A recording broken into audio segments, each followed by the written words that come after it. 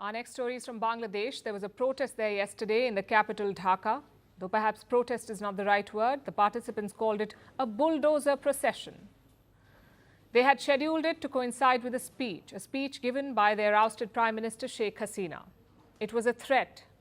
If she dared to make an address, the protesters would use their bulldozers. Well, Sheikh Hasina did make her speech and the protesters tore down her ancestral home, the house of the founder of their country, Sheikh Mujibur Rahman.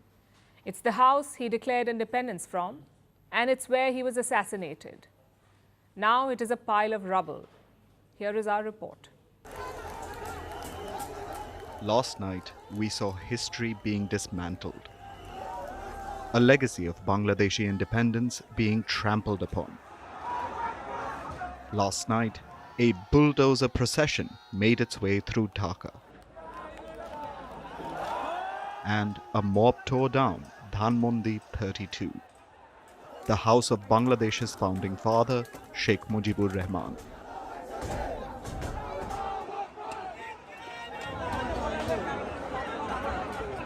The house was already in ruins before last night.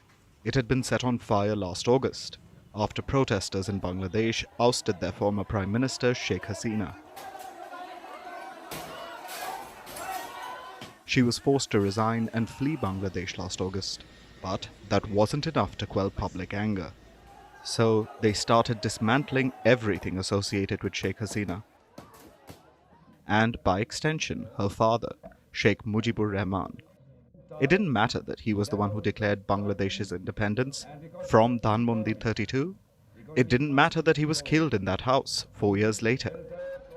In their anger against Sheikh Hasina, the protesters torched the historic residence-turned-museum in August, and last night they finished the job.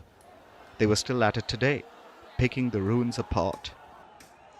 In the last 15 years, we have seen Hasina use Mujibbat to stay in the power. Hasina used Ekattor, 71. Hasina used other chetonas, other emotions to play with people. And it is one of other emotions of her. She will say, our father were killed by the people, and people needs to vote her. Using those emotions, she stayed on this power. That's why we wanted to destroy this place. The protesters believed that Sheikh Hasina exploited her father's legacy.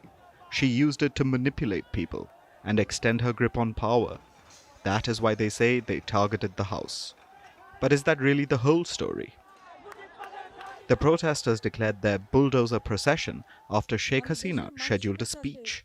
She was going to address her remaining supporters online. Her party, the Awami League, was to begin a month of protests. They were planning a general strike as well. Sheikh Hasina's speech was going to flag off these actions, but the protesters didn't want her to get involved in Bangladeshi politics ever again. Why don't you leave us in peace? You and your people looted and emptied the entire country.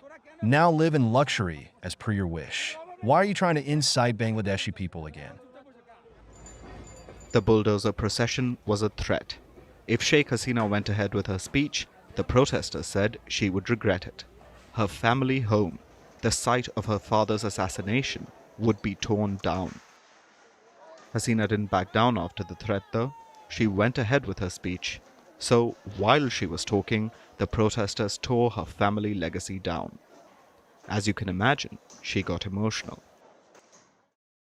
বাড়িটার কি অপরাধ? ওই বাড়িটাকে কেন এত ভয়?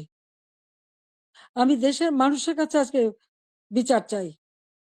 আমি দেশের জনগণের কাছে বিচার চাই। বলুন আপনারা, আমি কি আপনাদের জন্য কিছু করিনি?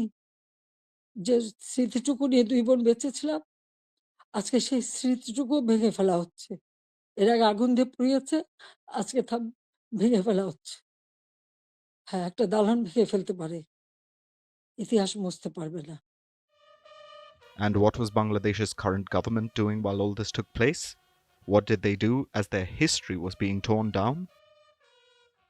They called it unfortunate and undesirable, but then blamed Sheikh Hasina for making inflammatory statements, therefore inciting the mob violence. Basically, they refused to take responsibility. This shows that Bangladesh continues to move towards mob rule, where public anger is allowed to ride roughshod over history.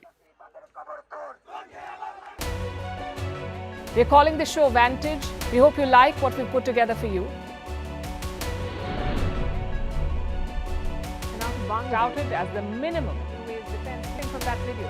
India's neighbors were the first to send the special edition of Vantage live from the White House throughout this week. Yes, Hindu Mandir in we're on our way to Tel Aviv. Pretty measure, but it's also the perfect way to drive. I don't think that Prime Minister of Bhutan, Sherin Tagwe. Welcome to 60% of the world's office. Prime Minister Modi did the iron. we were actually How are you doing? How do you like? It's been 1 year since that meeting. Iron bars separate you from the outside. Out the vote effort. Trump had, it says, and at $4.3 trillion. 300 billion by 2030. That's what we need to tackle climate change.